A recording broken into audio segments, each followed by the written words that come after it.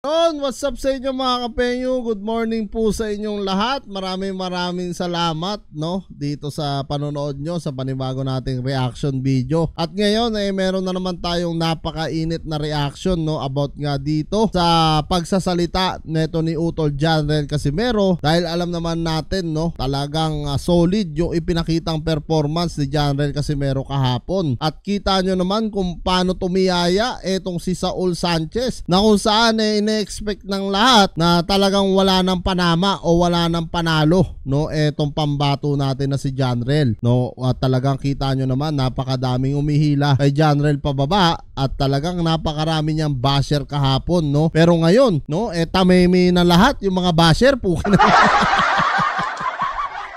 Hindi na naglabasan mga kapenyo pero dito sa interview nga kay Janrel Casimero talagang makikita nyo na determinado na siyang labanan talaga etong si Naoya Inoue. Pero syempre kung ako ang tatanungin mga kapenyo, before niya makalaban si Naoya Inoue, much better talaga na kumuha na siya ng conditioning coach. Bukod sa head trainer niya na si Kuya Lods, okay naman yung head trainer niya, wala tayong masasabi doon. Pero syempre pag Naoya Inoue na yan kumbaga ibang level na yung makakalaban niya even though na alam natin sa experience talagang malupit ang experience nito ni Utol Janrel talagang walang problema yon, kaya niya. Kaso ang inahabol kasi natin dito yung magiging stamina niya hanggang 12 rounds. Kasi eto umabot lang naman ng first round, so hindi natin nakita talaga yung haba ng pise o haba ng stamina ni Utol Janrel.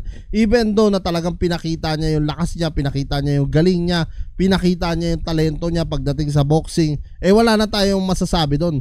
Heads down tayo talaga doon at talagang kahapon lamang sobrang tuwan-tuwa nga ako Unang-una sa lahat dito sa pagsuporta natin kay Janrel Casimero, hindi lang dahil sa pagtaya natin, kung hindi talagang bumibilib tayo sa taong ito Isipin nyo nga naman mga kapenyo, walang kain yung tao, kumain isang beses lang, dehydration.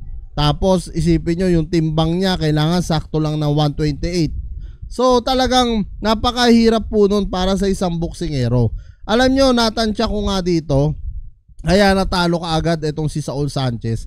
Maaaring in-underestimate niya etong si Janrel Casimero. Maaaring inisip niya isang tama ko lang o dalawang tama o tatlong tama ko lang sa bodega nito, pipilipit na tong si Janrel. So nagkamali sila ng in-underestimate dahil etong si Janrel talagang palaban to. Kung maaalala nyo yung naging interview dati kay sino ba to, yung isang boksingero rin na si Espinosa mga kapenyo, na kung saan sinabi nga doon ni Espinosa na eto nga raw talaga si Janrel, eto yung boksingerong nakita niya na talaga sumasabay yung walang takot. Kasi marami tayong mga boksingero pero takot sumugod, puro depensa, tsaka lang babanat pagka hindi na sumusuntok ang kalaban. Si Janrel ibahin nyo mga kapenyo. Si Janrel ang style niya talagang sugod ng sugod kumbaga wala nang bukas. So yun yung ginawa at yun yung naging susi dito ni Janrel Casimero, yung kanyang tapang, yung kanyang lakas ng loob na pasukin etong depensa nga ni Sanchez. Even though na etong si Sanchez nung bumagsak nga siya, mas lalo siya nanggigil, mas lalo siyang nakipagsabayan dito kay Janrel Casimero. Kung mapapansin nyo, sa unang bagsak ni Sanchez doon, bumangon itong Sanchez at talagang grabe yung titig niya kay Casimero, talagang parang mangangain ng tao So kaya nung nagsalpukan sila ulit nakasuntok pa naman siya kay Casimero pero hindi ininda ni Casimero. Kitang-kita nyo naman parang baliwala lang sa kanya.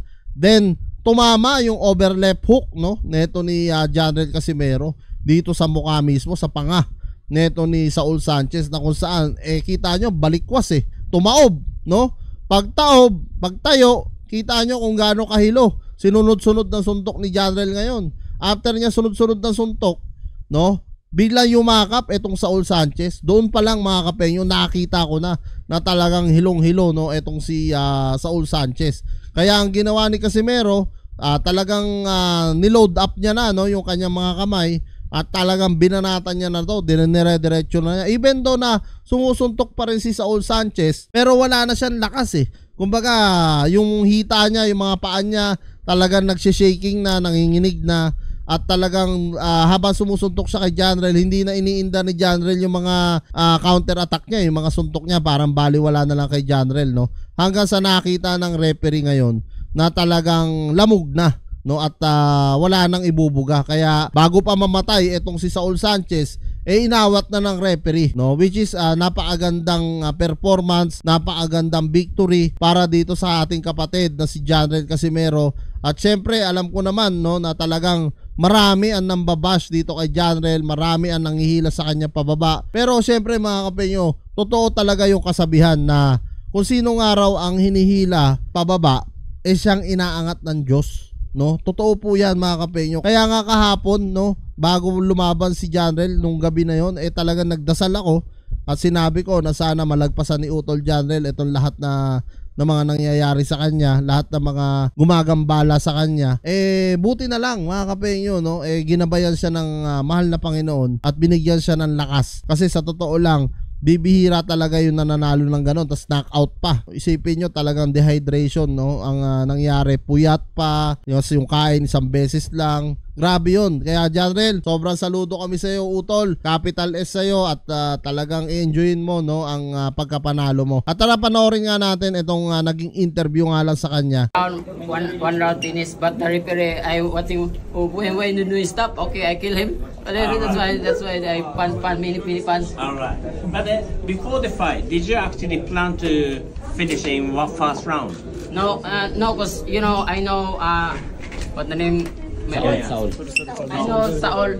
No, in the last fight niya, no knock him out. No, Raul is always go to 12 rounds, 10 rounds. This is the first time to knock out. That's why no mind, but my mind I'm focusing knockout because you know I know all my supporters he want knock him out, and then a lot people watching he want knock him out. That's why I want knock him out. Alright. So what did you plan to do from the first round? First round, yeah. I think finish no. Second round. Yeah. Alright.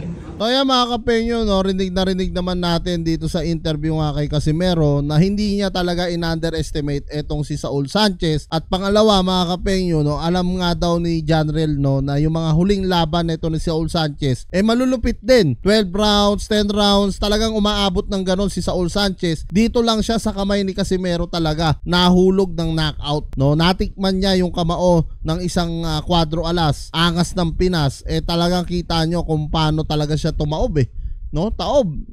Para kala ko nga hinimatay kasi talagang nangisay, no? Tumiyaya Talagang napakalupit ng performance na pinakita ni Janrel para sa atin lahat yan, lalong-lalo na sa mga solid supporter niya. Sinasabi nga niya na talagang kailangan niya makuha ito kasi nga sobrang dami na talaga nang umihila sa kanya, no? Hinihila siya pababa na wala na yan, hindi ka na mananalo, malalaos ka na. So sobrang daming ganun sa kanya. Kaya talagang pinagbuti dito ni Janrel. Alam nyo, naisip-isip ko pa nga sabi ko talagang makikipagsabayan na to si Janrel. Parang ang isip nito bahala na, manalo matalo. Total ginaganyan na ako ng mga tao, bahala na, kung manalo ako di manalo, kung matalo ako di talo. So yan mga kapengyo, no, sa palagay nyo ba kaya natalo talaga itong si Saul Sanchez?